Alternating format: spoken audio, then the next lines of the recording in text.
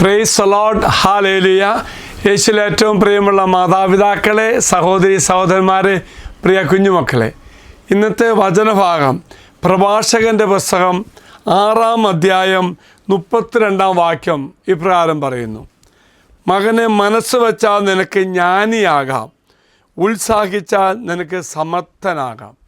അതായത് പ്രിയമുള്ളവരെ, ജ്ഞാനം നേടുവാൻ, ഒപ്പം സമർത്ഥനാകാൻ, ശക്തി സ്വീകരിക്കുവാൻ, അപ്പുറമായിട്ട് നല്ല വ്യക്തിയായി മാറണമെങ്കിൽ വചനം പറയാണ്, എന്താണെന്നറിയാമോ? നീ അധ്വാനിക്കണം, മനസ്സ് വയ്ക്കണം. മനസ്സ് വെച്ചാൽ എല്ലാ കാര്യങ്ങളും നേടാൻ സാധിക്കുമെന്നാണ് പറയുന്നത്. വ്യക്തിപരമായ തീരുമാനം എടുത്തുകൊണ്ട് അതിനുവേണ്ടി അധ്വാനിക്കുമ്പോൾ ഏത് കാര്യവും നമുക്ക് നേടാൻ സാധിക്കും. ദൈവം നമ്മെ ചേർത്ത് പിടിച്ച് സഹായിക്കും. രണ്ടാമത് പറയാണ്, ദൈവത്തോട് ചേർന്ന് നിന്നുകൊണ്ട് ഞാൻ ചില കാര്യങ്ങൾ ചെയ്യണം. അതാണ് 6-ാം അധ്യായം 33 മുതൽ 36 വരെ. ശ്രദ്ധിക്കണമേ, മനസ്സ് വെച്ചാൽ എനിക്കെല്ലാം നേടാൻ സാധിക്കും, എവിടെയും വിജയിക്കാൻ സാധിക്കും. മനസ്സ് വയ്ക്കണം. അത് പേഴ്സണൽ ഇനീഷ്യേറ്റീവാണ്, വ്യക്തിപരമായ നീ എടുക്കുന്ന സ്റ്റെപ്പുകളാണ്. അതെന്താണ്? 3 വചനം പറയുകയാണ്. 1, താല്പര്യപൂർവ്വം ശ്രദ്ധിച്ചാൽ അറിവ് ലഭിക്കും.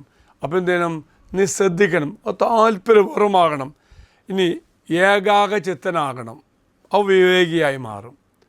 അപ്പോൾ വിവേകിയായി, സമർത്ഥനായി വിജയം നേടാനുള്ള സ്റ്റെപ്പ്. രണ്ടാമത് പറയുന്നു, മുതിർന്നവരുടെ ഇടയിൽ പക്വമതിയോടെ ചേർന്ന് നിൽക്കുക.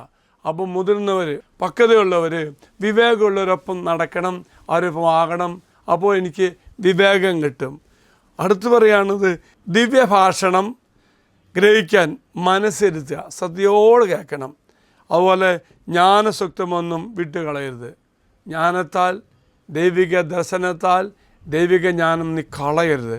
അവസാനമായിട്ട് എന്താണെന്നറിയാമോ? ജ്ഞാനിയായ ഒരുവനെ കണ്ടെത്തിയാൽ അവനെ സന്ദർശിക്കാൻ വൈകരുത്. അറിവ് നേടാൻ ആഗ്രഹിക്കുന്നവർ എന്ത് ചെയ്യണം? മറക്കരുത്, അവരടുത്ത് ചെല്ലണം. വളരെ ഇതാണ്, ഓരോ സ്റ്റെപ്പായിട്ട് എങ്ങനെ നേടാൻ സാധിക്കുമെന്നാണ് പറയുന്നത്. വീണ്ടും പറയുമ്പോഴവരെ, നിൻ്റെ പാദങ്ങൾ അവൻ്റെ വാതിൽപ്പടി നിരന്തരം സ്പർശിക്കട്ടെ. അതായത് അവനെ കണ്ടെത്തി കഴിഞ്ഞാൽ അവൻ്റെ അടുത്ത് പോകണം, ജ്ഞാനിയുടെ അടുത്ത് പോകണം, അറിവുള്ളവരെ അടുത്ത് പോകണം. പണ്ടൊക്കെ അങ്ങനെയല്ലായിരുന്നു. അറിവ് സമ്പാദിക്കാൻ അവർ കൂടെ ആകണം. പ്രിയമുള്ളവരെ, 2 കാര്യങ്ങളാണ്. നീ നിൻ്റെ വ്യക്തിപരമായ മുൻകൈ എടുത്തുകൊണ്ട് അധ്വാനിച്ചുകൊണ്ട് നിനക്ക് ജ്ഞാനം നേടാൻ പറ്റും, വിജയം നേടാൻ സാധിക്കും. അങ്ങനെ വിജയം നേടാനുള്ള 3 സ്റ്റെപ്പാണ്, 3 പടിയാണ് 31, 34, 35 വാക്യങ്ങളിൽ നാം കാണുന്നത്. 36 ഇത് തന്നെയാണ്. ദൈവം നിങ്ങൾ അനുഗ്രഹിക്കട്ടെ.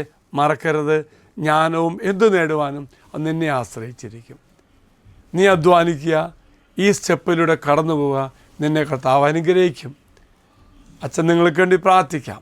നമ്മുടെ കർത്താവായ മിശിഹായുടെ പിതാവായ ദൈവത്തിൻ്റെ സ്നേഹവും പരിശുദ്ധാത്മാവിൻ്റെ സഹവാസവും കൂടെ ഉണ്ടായിരിക്കട്ടെ, ഇപ്പോഴും എപ്പോഴും എന്നേക്കും. ആമേൻ. ഒരു നല്ല ദിവസം ആശംസിക്കുന്നു.